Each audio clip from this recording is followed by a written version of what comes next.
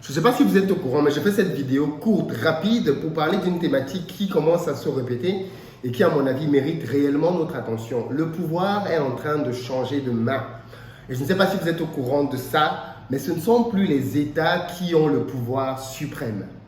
Figurez-vous que, certains d'entre vous ne le savent peut-être pas, mais Twitter est désormais interdit au Nigeria.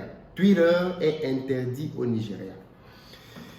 Qu'est-ce qui s'est passé? Il s'est passé que le président nigérian, il y a de cela 2 jours, 3 jours, je pense, a pondu un tweet dans lequel il se plaignait parce que au Nigeria, vous savez, il y a beaucoup, le Nigeria c'est un très grand pays, c'est la première démocratie africaine et d'après les prévisions, d'ici je crois 30 ans, la population du Nigeria va dépasser celle des États-Unis. Donc le Nigeria c'est vraiment un géant dans tous les sens du terme.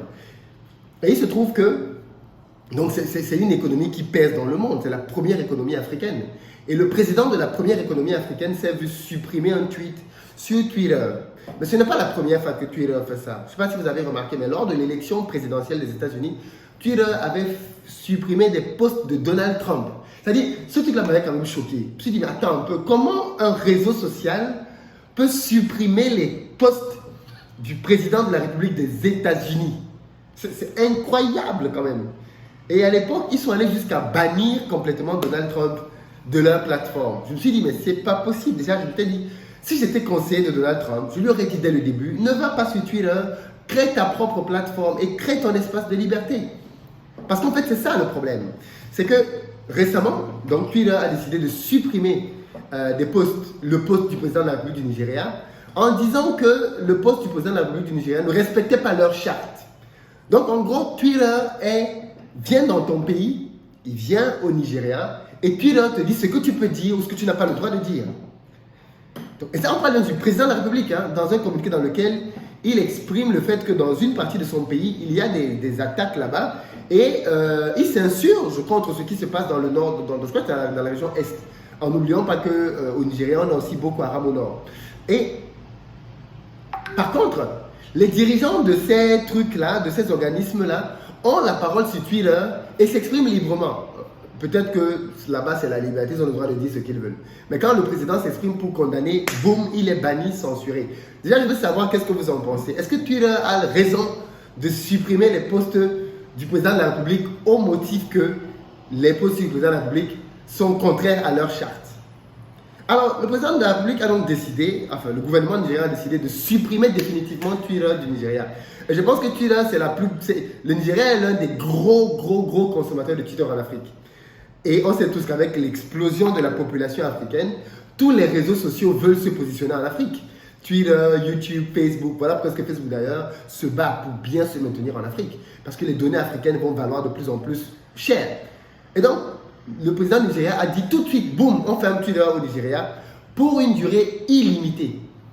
Tout de suite, dès qu'il a pris cette mesure, les dirigeants de Twitter ont réagi en disant, ils vont regarder de plus près ce qui s'est réellement passé afin de se prononcer pour savoir ce qui doit en être de la suite. Mais je ne sais pas si c'est un manque de respect ou quoi d'autre. C'est-à-dire, des terroristes peuvent venir sur les plateformes, dire librement ce qu'ils veulent, et quand le gouvernement veut s'exprimer, on vient lui dire qu'il y a des droits. Sans être partisan de Donald Trump, je ne pense pas qu'il soit la personne qui ait dit les choses les plus horribles sur Twitter. Ou même avec une grande visibilité qui a dit des bêtises sur la plateforme.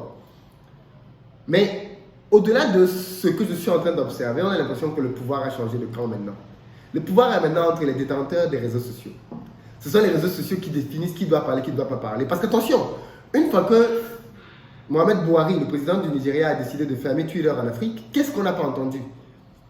C'est un acte anti-démocratique, c'est un acte contre la liberté d'expression. Les Nigérians ont le droit de s'exprimer.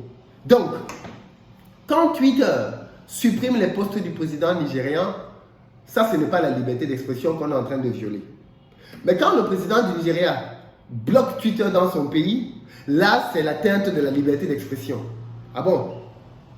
Qu'est-ce que vous en pensez, vous? On a de plus en plus ce genre de phénomènes qui se produisent. On a eu la même chose récemment entre l'État d'Angleterre et l'État du Ghana. L'Angleterre avait décidé que les vols de la compagnie ghanéenne n'allaient plus atterrir à London. Ils allaient atterrir dans une petite ville lointaine. Et dès que le communiqué est sorti, eh bien, tout de suite, l'État du Ghana a produit un communiqué en disant que désormais, les vols d'Angleterre de British Airways n'allaient plus atterrir non plus à Accra, ils allaient atterrir à Kumasi, donc dans un aéroport lointain. Tout de suite, suite à ça, le gouvernement anglais est revenu sur sa décision et ils ont dit non, non, finalement, les avions anglais vont atterrir à nouveau à Londres.